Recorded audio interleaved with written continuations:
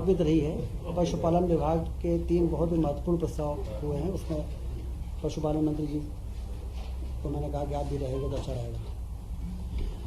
आज मुख्यमंत्री डॉक्टर मोहन यादव जी के अध्यक्षता में कैबिनेट की बैठक संपन्न हुई है, जिसमें महत्वपूर्ण फैसले हुए हैं। मुख्यमंत्री जी ने इस बात की जानकारी दी है कि 11 अप्रैल को माननीय प्रधानमंत्री जी का दौरा अशोकनगर की ईसागढ़ तहसील के आनंदपुर धाम में होने जा रहा है।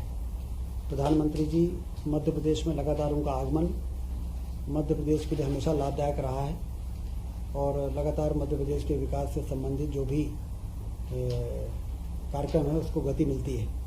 इसलिए 11 अप्रैल को उनका आगमन बड़ा महत्वपूर्ण है। 13 को केंद्रीय गृह मंत्री आदरणीय अमित शाह जी भोपाल पधार रहे हैं, जहां पर एनडीडीबी तथा दुग्ध महासंघ के मध्य में एमओयू निष्पादित किया जाएगा। जैसा कि हम जानते हैं कि सहकारी क्षेत्र में एनडीडीबी का खासतौर से दुग्ध उत्पादन के क्षेत्र में आधुनिक तकनीक के द्वारा काम का जो उनका पृष्ठभूमि रही है, इसे उनके साथ एमओयू करके दुग्ध महासंघ के साथ मध्य प्रदेश में दुग्ध क्रांति लाई जा सके, इसके लिए जो पहल की गई थी उसका जो कार्यक्रम उससे संबंधित कार्यक्रम रविंद्र भवन में 13 तारीख को होगा। और ये खुशी की बात है कि अमित शाह जी गृह मंत्री जी इस कार्यक्रम में पधार रहे हैं। 12 से 14 अप्रैल 12, 13, 14 अप्रैल को विक्रमोत्सव का आयोजन दिल्ली के लाल किले में होने जा रहा है। मंत्रिमंडल के सभी साथी इस दौरान वहाँ पर रहेंगे और एक एक्सपोजर, राष्ट्रीय स्तर का एक्सपोजर सम्राट विक्रमादित्य के जो शासन करने की, सुशासन की स्थापना का जो उनका इतिहास रहा है, उसका नाटक के माध्यम से मंचन होगा और राष्ट्रीय स्तर पर उसका व्यापक एक्सपोजर होगा। ये मध्य प्रदेश के लिए सम्राट विक्रमादित्य का उज्जैन में जिस तरीके से उनका इतिहास है, उससे देश अवगत होगा। तो इसलिए मुख्यमंत्री जी ने विक्रमोत्सव का आयोजन लाल किले में करके वो भी एक बहुत ही अच्छा कदम है। 14 अप्रैल को अंबेडकर जयंती है, तो अंबेडकर नगर में भव्य कार्यक्रम का आयोजन होगा। मध्य प्रदेश को बड़ी उपलब्धि मिली है। राष्ट्रीय राजमार्गों में के निर्माण के लिए 4,303 करोड़ की राशि केंद्र सरकार ने मंजूर की है। मुख्यमंत्री जी ने उसकी जानकारी कैबिनेट को दी है आज, जिसमें ग्वालियर पश्चिम बाईपास 28.8 किलोमीटर, संदलपुर नसरुल्ला गंज बाईपास, राहतगढ़ बरखेड़ी बाईपास, सागर बाईपास, इन चारों महत्वपूर्ण सड़कों को मिलाकर 4,000 करोड़ रुपए स्वीकृत हुए हैं। प्रधानमंत्री जी का और केंद्रीय सड़क मंत्री गडकरी जी का कैबिनेट में आभार व्यक्त किया है। एग्रो विजन मंदसौर, दमोह, मुरैना तथा नरसिंहपुर में इस वर्ष इसका आयोजन किया जाएगा। किसानों की फसलों का उपार्जन के लिए सरकार कटिबद्ध है। वर्तमान में चना, मसूर, सरसों, तुअर और गेहूं के उपार्जन का कार्य किया जा रहा है। समर्थन मूल्य जो तय हुए हैं उसके आधार पर 26 रुपये में जो उपार्जन हम कर रहे हैं गेहूं का, वो हमारे संकल्प पत्र की ओर बढ़ते हुए कदम के रूप में देखा जा रहा है। 2700 रुपये 5 वर्षों में गेहूं का उपार्जन हम करेंगे, ये तय किया था प्रति क्विंटल, और अभी 1.25 साल हुए हैं और 2600 में गेहूं का उपार्जन इस वर्ष हो रहा है। कैबिनेट में पशुपालन विभाग का जो, जैसा कि आप जानते हैं कि गौशालाओं का निर्माण व्यापक स्तर पर पूरे मध्य प्रदेश में हुआ और प्रति गाय 20 रुपये देने का जो निर्णय था उसको बढ़ाकर 40 रुपये किया गया है और इससे गौशालाओं के संचालन में ज़्यादा मदद मिलेगी।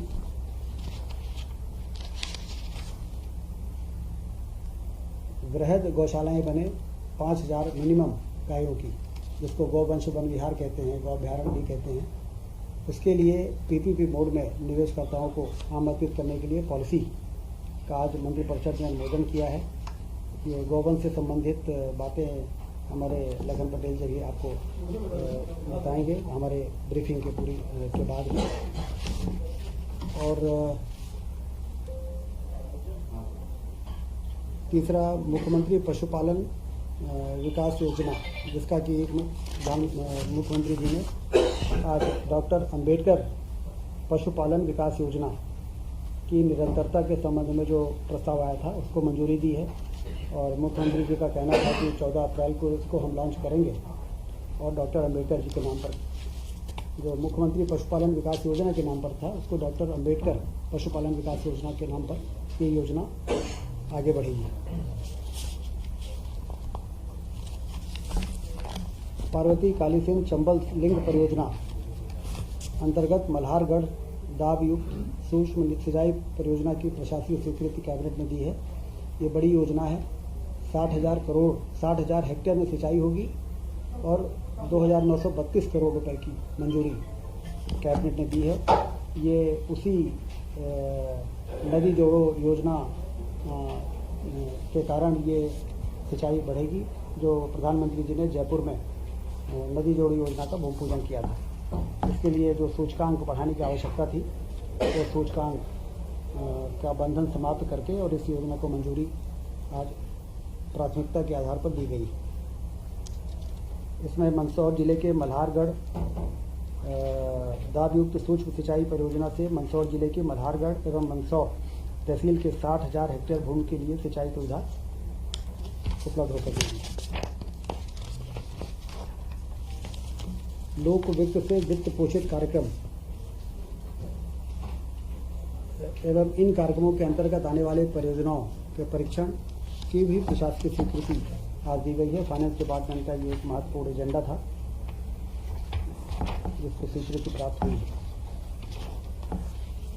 2025-26 के लिए शासकीय शालाएं जितनी भी हैं हमारी, उसके गुणवत्ता के सुधार के लिए, क्योंकि जिस तरीके से मध्य प्रदेश में इंफ्रास्ट्रक्चर मजबूत हुआ है, अब सरकार का फोकस शिक्षा और स्वास्थ्य है और रोजगार है।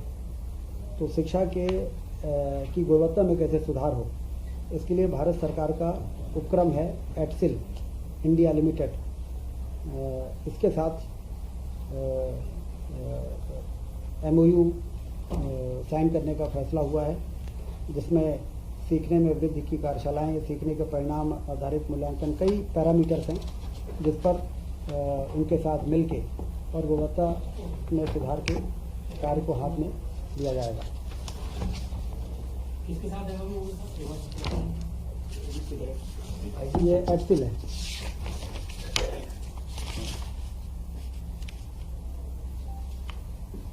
एटसिल इंडिया लिमिटेड।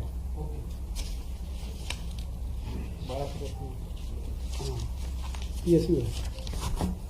राज्य की विद्युत कंपनियों के लिए कार्यशील पूंजी ऋण, नगद ऋण सुविधा हेतु सरकारी गारंटी, कैश फ्लो बना रहे हमारी जो डिस्ट्रीब्यूशन कंपनीज हैं, इसके लिए समय समय पर सरकार गारंटी देती है, जिसके आधार पर वो अपने पूंजी प्राप्त करके और कामों को आगे बढ़ाते हैं। तो ये एक तीनों वितरण कंपनियों के 24-25 से 28-29 तक प्रतिवर्ष 12,466 करोड़ रुपए की नगद साख सुविधा कार्यशील पूंजी ऋण हेतु शासकीय प्रत्याभूति ऋण अवधि तक प्रदान किए जाने का निर्णय आज हुआ है।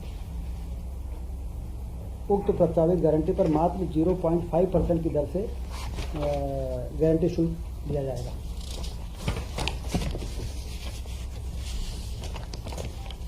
मेडिकल कॉलेज PPP मोड में खोलने का फैसला जैसा सरकार ने लिया है, और उसमें पिछली कैबिनेट में जो टेंडर डॉक्यूमेंट को मंजूर किया था उसमें संशोधन किया गया है, और अब हम 1 रुपये में 25 एकड़ ज़मीन जो भी निजी मेडिकल कॉलेज डालने के लिए आएंगे उनको प्रदान किया जाएगा। पहले ये प्रावधान नहीं था, पहले निवेशकर्ताओं को ज़मीन खुद ही अरेंज करना था, लेकिन अब हम उनको सरकारी ज़मीन उपलब्ध कराएंगे 25 एकड़ और मात्र 1 रुपये में देंगे, जिससे कि अट्रैक्टिव हो जाए हमारा इन्वेस्टमेंट का जो मॉडल है वो अट्रैक्टिव होगा तो लोग ज़्यादा उत्साह के साथ निवेश करेंगे। दूसरा, जो पहले जिला अस्पतालों को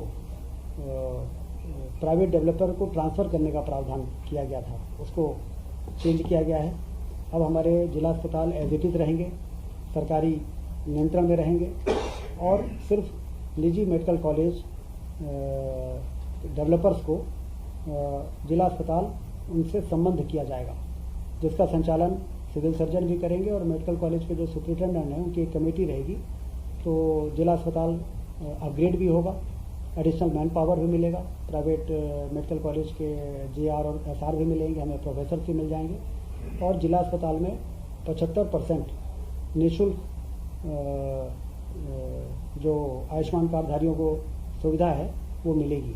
तो वर्तमान में जो जिला अस्पताल है उससे सीटें बढ़ेंगी ही और 75% जो वर्तमान में बेड हैं उससे ज़्यादा होंगे। तो इसलिए स्टेटस भी बना रहेगा और आम आदमी के लिए जिला अस्पताल जिस प्रकार से उपलब्ध रहता है वो और बेहतर तरीके से उपलब्ध रहेगा। पशुपालन, आज की कैबिनेट गौ माता को समर्पित रही है। 3 महत्वपूर्ण फैसले हुए हैं, 20 रुपये से 40 रुपये और डीजी पीपीपी मोड में वृहद गौवंश वन विहार बनाना और तीसरा अंबेडकर पशुपालन विकास योजना की निरंतरता को बनाए रखना। इसके लिए लखन पटेल जी हमारे माननीय मंत्री जी पशुपालन मंत्री हैं, मैं उनको बधाई भी देता हूं और वो आपको इसके बारे में और थोड़ा विस्तार से बताएंगे। मित्रों, मैं आज की कैबिनेट में माननीय मुख्यमंत्री जी को बहुत बहुत धन्यवाद करना चाहता हूं कि आज की कैबिनेट और मेरे कैबिनेट के सभी साथियों की बहुत बहुत धन्यवाद करना चाहता हूं कि आज की कैबिनेट गौ माता के और दुग्ध उत्पादन के नाम पर रही। उसमें 2 बहुत महत्वपूर्ण फैसले, जैसे 20 से 40 रुपये वाला बताया आपको माननीय मुख्यमंत्री जी ने, वो फैसला, और जो स्वावलंबी गौशालाएं हम बनाने जा रहे हैं। जो हमारे प्रदेश की आज सबसे बड़ी समस्या है, निराश्रित गौवंश जो सड़कों पर रहता है, वो सड़कों से कैसे हटे, जो मैं बार बार पहले भी आप लोगों से कई बार चर्चा कर चुका हूं इस विषय में। आज वो बात धरातल पर आ गई और कैबिनेट से वो हमारा प्रस्ताव पारित हो गया, जिसमें कि हम 5,000 मिनिमम, उससे लेकर 10,000, 15,000, 20,000 गौवंश को रखने के लिए हम पीपी मॉडल तैयार कर रहे हैं, जिसमें जो भी बिडर आएगा, जो भी इन्वेस्टर आएगा, वो उसमें सीएनजी का भी उत्पादन कर सकेगा, सोलर लगाकर बिजली भी उत्पादित कर सकेगा। यानी कुल मिला के अगर हम कहें कि इसको स्वावलंबी बनाना और धीरे धीरे जो हम अभी 40 रुपया 20 से 40 जो किया है वो हम देंगे, तो उससे हम पूछेंगे कितने दिन तक आप लोगे उसको, जब जैसे वो स्वावलंबी हो जाएगी, क्योंकि इसको बनाने में लगभग हमने जो समय दिया वो 3 साल का दिया है। लेकिन जो अच्छे लोग, ज्यादा इंटरेस्ट वाले लोग होंगे, वो 1.5 साल में इसको बनाकर तैयार कर लेंगे। तो मुझे लगता है ये आज का सबसे बड़ा फैसला है और गौ माता के लिए सबसे बड़ी सुविधा का फैसला होगा। और मुझे कहते हुए खुशी है कि इस साल अभी हम बहुत जल्दी इसका डॉक्यूमेंट निकाल करके, और प्रयास ये होगा कि कम से कम 5-7 जगह 8 जगह ये साल शुरू हो और इसको हम हर जिले तक ले जाएंगे, जिसमें कि हर जिले में ये 10,000 15,000 गौवंश जब उसमें जाएगा तो कोई भी गौवंश मध्य प्रदेश में आपको नजर नहीं आएगा। इसमें 1 साल 1.5 साल का समय लगेगा, क्योंकि बड़ा काम है और पूरा इन्वेस्टमेंट करना, उसको पूरा फेंसिंग करना, सब कुछ सेट बनाना, ये थोड़ा सा बड़ा काम है, इसलिए समय लगेगा। लेकिन मुझे आज खुशी है कि ये काम हम नीचे तक लेकर के आ पाए। दूसरा एक और बहुत महत्वपूर्ण फैसला हुआ है जो माननीय मुख्यमंत्री जी ने बताया कि हमारी जो पुरानी 8 योजनाएं चल रही थी उनको निरंतरता दी और उसके साथ साथ उसमें एक योजना और जोड़ी गई, जिसमें कि 25 गाय या भैंस, दुधारू इकाई 25 गाय या भैंस की एक इकाई बनेगी, जिसकी लागत लगभग 42 लाख रुपए होगी। और वो 42 लाख रुपए में अन्य सभी को 25% अनुदान दिया जाएगा और एससी और एसटी वर्ग के जो लोग इसमें लेंगे उनको 33% का अनुदान दिया जाएगा। साथ ही उसमें सबसे बड़ी बात इसके अंदर एक है कि एक आदमी 8 यूनिट, यानी 25 की एक यूनिट को 8 यूनिट भी एक आदमी ले सकेगा, जिससे लगभग 200 गाय या 200 भैंस वो एक साथ अपने उससे उत्पादन शुरू करेगा। तो इससे एक तो ये होगा कि हमारा प्रदेश का दुग्ध उत्पादन बढ़ेगा, साथ ही लोगों को रोजगार भी इससे उपलब्ध होगा, रोजगार भी मिलेगा। और ये बहुत महत्वाकांक्षी योजना है। इसका जैसे आदरणीय मुख्यमंत्री जी कैबिनेट में तय हुआ कि इसका नाम डॉक्टर भीमराव अंबेडकर दुग्ध उत्पादन योजना इसका नाम रखा जाए, तो वो भी हम करने जा रहे हैं। और मुझे आज बहुत प्रसन्नता इस बात की कि मेरा सपना था कि गाय को हम कैसे हटाएं, और जिस दिन मैं पशुपालन मंत्री बना था उस दिन मुझे किसी एक बहुत बड़े आदमी ने कहा था मुझसे कि इस विभाग में अगर तुमने ये काम कर लिया तो शायद ये सबसे बड़ा इस प्रदेश के लिए काम होगा। और मुझे लग रहा है कि अब हम उस पर शुरू हो गए और आज से हम प्रारंभ कर रहे हैं इस काम को। आने वाली बहुत जल्दी इसके परिणाम देखेंगे। आप सब गौवंश की भी रक्षा होगी, खेती की भी रक्षा होगी, दोनों चीजें होगी। उससे हम जो जैविक खेती की बात करते हैं, अभी तक बात खाद की उपलब्धता नहीं हो पाती, तो अभी एक नई टेक्निक आई है जिसमें कि इसकी जब हम इसमें गोबर गैस लगाएंगे, सीएनजी निकालेंगे, तो जो इसकी सलरी निकलेगी उससे हम खाद बनाते हैं। अभी तो कम से कम 50 दिन लगते हैं उसको खाद बनने में, और उसमें जो नाइट्रोजन, फास्फोरस और पोटास की मात्रा होती है वो मात्र 2.5% से 3% होती है। 1% पोटास होता है और 1% फास्फोरस होता है। नई तकनीक से हम इस खाद को 8 दिन में से 10 दिन में डेवलप कर लेंगे, और उसमें कुछ चीज मिक्स करके, और उसमें जो नाइट्रोजन, फास्फोरस, पोटास की मात्रा है वो 4 से 5 गुना हो जाएगी। यानी अगर हम उसको ये कहें कि हम जो केमिकल फर्टिलाइजर हम यूज करते हैं आज, उसको हम ये उपलब्ध करा करके उसको धीरे धीरे हम समाप्ति को ले जाएंगे। और जैविक खेती का बढ़ावा का जो हमारा सपना है, सरकार का जो मानना है, वो सबसे अच्छे तरीके से इसी कारण से हो सकेगी क्योंकि जो हमारी सारे हर जिले में गौशालाएं बनेगी तो लाखों गाय उसके अंदर रहेगी, तो निश्चित रूप से हमारे पास खाद की उपलब्धता होगी। और इसकी सबसे एक महत्वपूर्ण हिस्सा है हमारा नस्ल सुधार का। इसमें हमने एक प्रोविजन किया है कि जो गौवंश वहां रहेगा उसकी हमको नस्ल सुधार भी करना पड़ेगी, क्योंकि 30% जितनी भी गाय रखेगा उसमें 30% हमने अलाउ किया है कि आप दूध उत्पादन वाली गाय भी आप उसमें रख सकते हैं, क्योंकि आपको उसको स्वावलंबी बनाना है। तो वो तो रखेगा ही, साथ में उसकी जो हमारी लोकल गाय रहेगी वहां, उसकी नस्ल सुधार करके हम अच्छी बछियां तैयार करेंगे, चाहे वो हम IVF से, ऐसे एम्ब्रियो ट्रांसप्लांट से करें या सेक्स ऑर्टेड सीमेन से करें। उसको करके हम आने वाले 5-6 सालों में आपको जो भी हमारे यहाँ का बछिया होगी या जो भी उससे पैदा होगी वो निश्चित रूप से अच्छी नस्ल, देशी नस्ल की होगी। उसको हम HF और उस पर नहीं जाएंगे, हम अपनी जो हमारी देसी नस्ल है, साहिवाल है, गिर है, कैनकथा है, जो लोकल है, उन सबको हम डेवलप करेंगे। और उसके आने वाले 4-5 वर्षों में आपको हमारे पूरे प्रदेश के अंदर बहुत अच्छी नस्ल की गाय उपलब्ध होगी। धन्यवाद। बहुत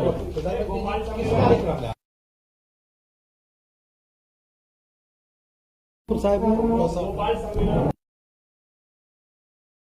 दर्शन करेंगे जी। उस दिन 13 तारीख को, जैसे माननीय मुख्यमंत्री जी ने कहा है कि 13 तारीख को NDDB के अंदर जो हमारा MOU होने वाला है, जो हमारी सांची है, उसको वो लोग संचालित भी करेंगे और जो मार्गदर्शन भी देंगे, जो इसको और बेहतर कैसे तरीके से किया जा सकता, उसी सिलसिले में माननीय अमित शाह जी आ रहे हैं। साथ ही सहकारिता का एक बड़ा सम्मेलन होने वाला, उसका समीक्षा होने वाली है, क्योंकि सहकारिता को हम नीचे तक, हमारी सरकार और माननीय अमित शाह जी उसको नीचे तक ले जाना चाहते हैं, क्योंकि जब तक मल्टी नहीं करेंगे हम उसको, पैक्स की मजबूती होगी तो नीचे तक जाएगी, किसानों तक जाएगी। तो इसलिए हम पैक्स को मजबूत करने के लिए उसके लिए समीक्षा भी करेंगे जी। हो गई है, सरकार ने तत्काल संज्ञान में आते ही उसके खिलाफ FIR कराई, उसकी गिरफ्तारी कर ली है, और आगे जैसे ही जांच के सारे प्रतिवेदन आएंगे, उसके फर्जी बिना किसी मेडिकल काउंसिल के रजिस्ट्रेशन के ही वो सारे जो आरोप सामने आ रहे हैं, जो उसने अवैध रूप से सर्जरी की है, उससे जो मौतें हुई हैं, उसकी जांच के बाद जैसे ही उसके परिणाम सामने आएंगे, कानून अपना काम करेगा, कड़ी से कड़ी कार्रवाई होगी। बहुत ही गंभीर मामला है, ये बहुत ही बड़ा मामला है, और जो जांच से संबंधित जितनी भी जांच से संबंधित कार्रवाई है, उसके परिणाम आने के बाद आप देखेंगे कि कार्रवाई करने में, कड़ी से कड़ी सजा देने में सरकार कोई कोताही नहीं करेगी। सर, जबलपुर में भी सिमिलर एक FIR दर्ज हुई है, एक व्यक्ति 1 साल से फर्जी डॉक्टर के। सरकार इस मामले में जीरो टॉलरेंस पे काम कर रही है, और इसीलिए जैसे ही कोई विषय सामने आते हैं तत्काल कानूनी कार्रवाई होती है, FIR होती है, गिरफ्तारी होती है। आप देखिए 24 घंटे के अंदर उसको इलाहाबाद से गिरफ्तार करके और यहाँ ले आए हैं। पूछताछ हो रही है, जांच मानवाधिकार आयोग भी इसकी जांच कर रहा है और परिणाम का इंतजार करिए, रिजल्ट रिपोर्ट आने दीजिए, उसके बाद कार्रवाई होगी। मुख्यमंत्री जी का स्पष्ट बयान इस संबंध में आ चुका है। सर एंटायर स्टेट में